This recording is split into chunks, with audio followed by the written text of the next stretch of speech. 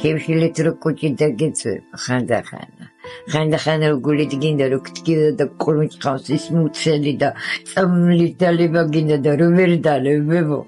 თან ფიქრობ ორიც არა გაქვს მოწყალებას ვითხოვდი თელ სოფელში რომელმაც თელმა სოფელმა გადამარჩინა ზოგი ლარს მაჩუქევდა ხან ორ ლარს